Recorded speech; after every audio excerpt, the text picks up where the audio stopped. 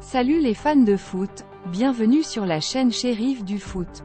Aujourd'hui, préparez-vous à plonger au cœur de l'actualité footballistique la plus brûlante. Dans cette vidéo, nous vous dévoilerons les 5 infos mercato les plus chaudes de la journée, avec des grosses pointures du football telles que Messi, Lukaku, Araujo et Joao Félix. Vous allez en prendre plein les yeux. En plus de cela, nous discuterons du classement FIFA avec l'Argentine qui garde fièrement la tête, tandis que la France se maintient à la deuxième place. Nous reviendrons également sur le match intense entre Toulouse et l'Union Saint-Gilloise, qui s'est soldé par un nul, 0-0, mais rapproche Toulouse des barrages. Et enfin, nous passerons en revue le match incroyable entre Marseille et l'Ajax, où nous avons vu un Aubameyang masqué pendant un moment, mais qui s'est finalement libéré avec un triplé époustouflant. Alors, attachez vos ceintures et préparez-vous pour un tour d'actualité footballistique palpitant. C'est parti pour les 5 infos mercato de vendredi.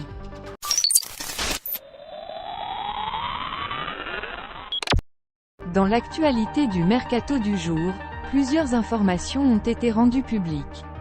Tout d'abord, il a été révélé que l'AC Milan avait tenté de recruter Lionel Messi en 2021, mais que le Paris Saint-Germain avait pris de l'avance dans les négociations.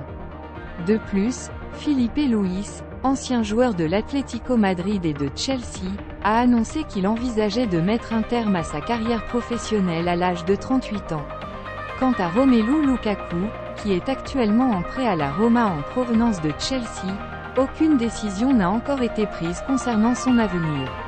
Le directeur sportif du club italien, Thiago Pinto, préfère laisser le joueur pleinement profiter de son expérience actuelle et ne souhaite pas alimenter les spéculations. Par ailleurs, Ronald Araujo, joueur du FC Barcelone, s'est exprimé sur son engagement envers le club, affirmant être heureux et fier de défendre ses couleurs. Il semble donc peu probable qu'il envisage un départ cet été. Enfin, le FC Barcelone est déterminé à finaliser les transferts de Joao Cancelo et Joao Félix dès le mois de janvier. Ces deux joueurs, prêtés respectivement par Manchester City et l'Atlético Madrid, ont réalisé de belles performances depuis le début de la saison et le club catalan souhaite les conserver. Une clause libératoire de 25 millions d'euros est évoquée pour Cancelo, tandis que Barcelone envisagerait de proposer un joueur en échange à l'Atlético Madrid pour Félix. Pour résumer, les informations principales du marché des transferts d'aujourd'hui concernent les tentatives avortées de l'AC Milan pour recruter Lionel Messi, la possible fin de carrière de Filipe Luis, les incertitudes autour de l'avenir de Romelu Lukaku à la Roma, le bien-être de Ronald Araujo au FC Barcelone et les efforts du club catalan pour sécuriser les transferts de Joao Cancelo et Joao Félix.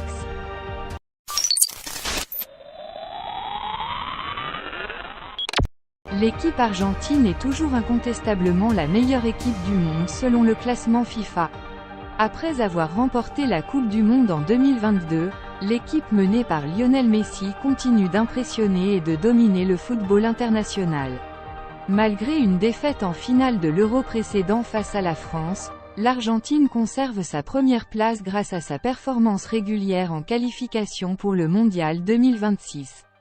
La France occupe la deuxième place du classement FIFA, ce qui n'est pas surprenant étant donné qu'elle est l'actuelle championne du monde en titre.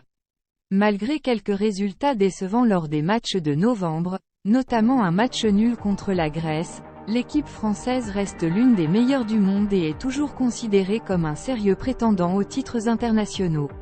En troisième position, on retrouve l'Angleterre, qui a réussi à déloger le Brésil de la troisième place. Les Anglais ont réalisé de bonnes performances lors des qualifications pour le Mondial 2026 et continuent de progresser. Après une élimination décevante dès les huitièmes de finale lors de l'Euro précédent, l'Angleterre compte bien se rattraper lors de la prochaine édition.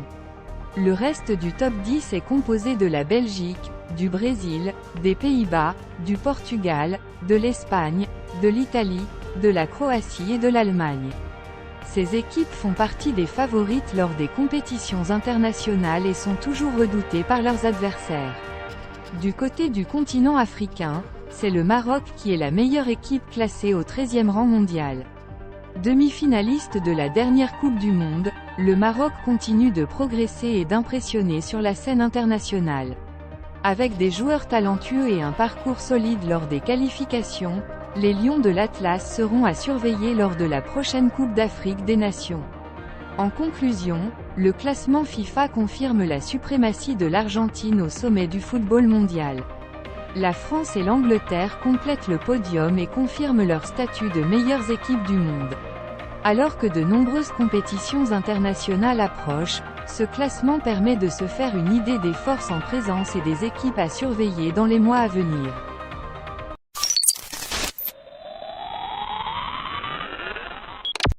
Signé Pierre-Emerick Aubameyang, cette vidéo revient sur le match de Ligue Europa entre l'OM et l'Ajax, remporté par Marseille avec un triplé de l'attaquant gabonais.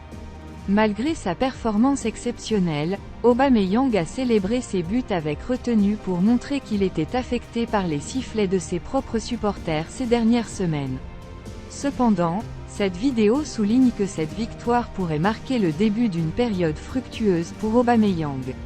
Le mois dernier, le public marseillais avait pris en grippe Aubameyang, cherchant des coupables pour le mauvais début de saison de l'équipe.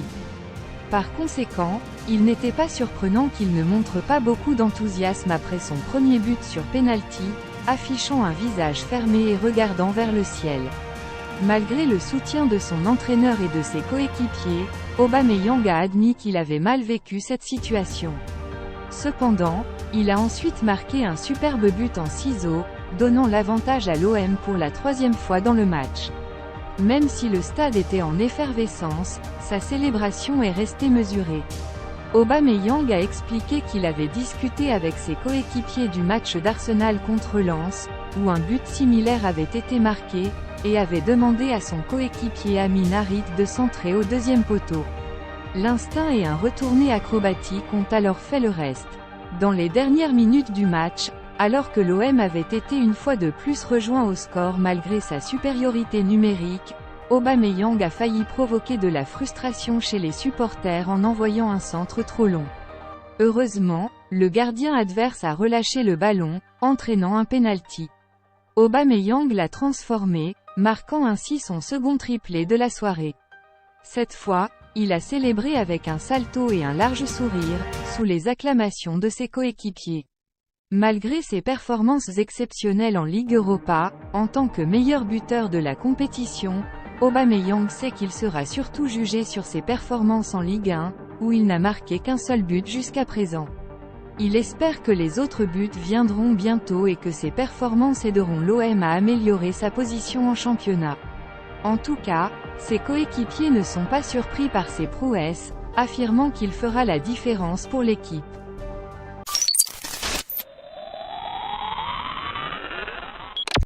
Malgré le score nul et vierge de 0-0 concédé par le Toulouse FC sur sa pelouse face à l'Union Saint-Gilloise jeudi soir, l'équipe reste en bonne position dans le groupe E de la Ligue Europa. En effet, les Violets conservent leur deuxième place avec 3 points d'avance sur leur adversaire du jour. À moins d'une victoire des Belges contre Liverpool lors de la prochaine journée, Toulouse sera assuré de participer au barrage de la Ligue Europa en 2024. La rencontre entre Toulouse et l'Union Saint-Gilloise a été très fermée des deux côtés, et aucun des deux équipes n'a réussi à marquer. Les occasions ont été rares, mais ce sont les Belges qui ont eu les meilleures opportunités, notamment avec l'attaquant Mohamed Amoura, buteur lors du match aller. Malheureusement pour lui, son ballon piqué a été magnifiquement sauvé par le défenseur Moussa Diarra, et Vincent Sierro a également réussi à contrer sa tentative de marquer. Les Toulousains ont été relativement discrets en attaque et ont eu du mal à prendre le dessus sur leurs adversaires. Cependant, ils ont bénéficié de la maladresse des Belges devant le but et ont réussi à sortir indemnes de cette rencontre. Le prochain match de Toulouse en Ligue Europa aura lieu le jeudi 14 décembre contre les Autrichiens de Lask, où un point sera suffisant pour assurer leur qualification. En cas de défaite, l'équipe pourra toujours espérer poursuivre son parcours en Ligue Europa Conférence.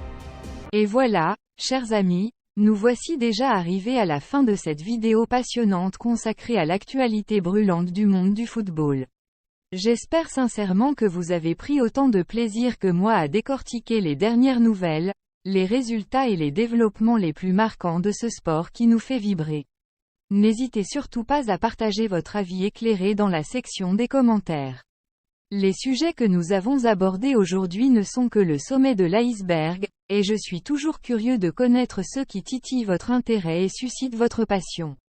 Quelles équipes ou quels joueurs souhaiteriez-vous voir analysés dans nos prochaines vidéos?